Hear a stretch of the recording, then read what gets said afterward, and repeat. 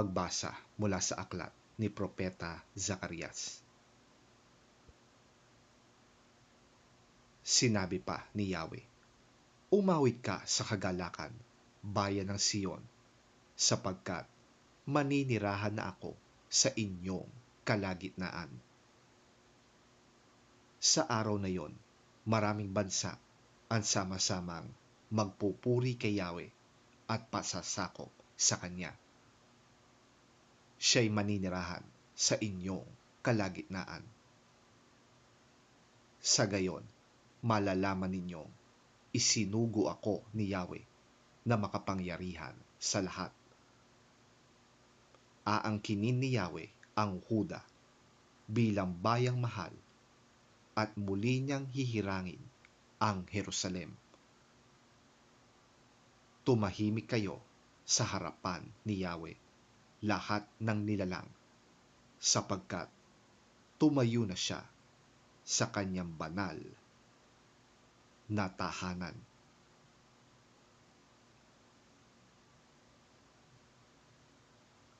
Ang salita ng Diyos. Salamat sa Diyos.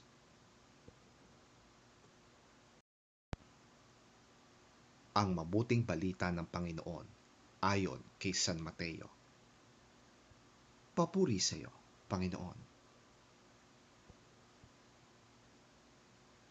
Habang si Jesus ay nangangaral, dumating ang kanyang ina at mga kapatid. Naghihintay sila sa labas ng sinagoga dahil nais nila siyang makausap.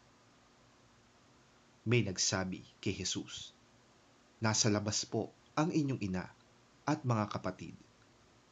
Ibig nila kayong makausap. Ngunit sinabi niya, sino ang aking ina at sino-sino ang aking mga kapatid?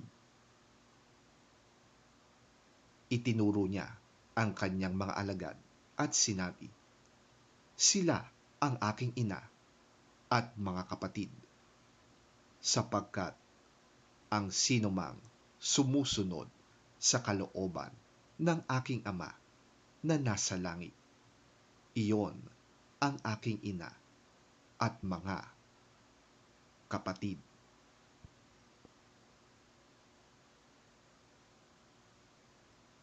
Ang mabuting balita ng ating Panginoon.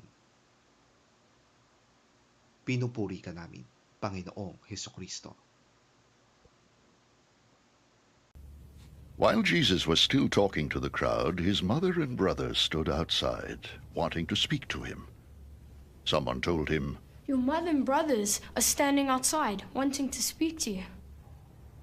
He replied to him, who is my mother and who are my brothers? Pointing to his disciples, he said, here are my mother and my brothers. For whoever does the will of my Father in heaven is my brother and sister and mother.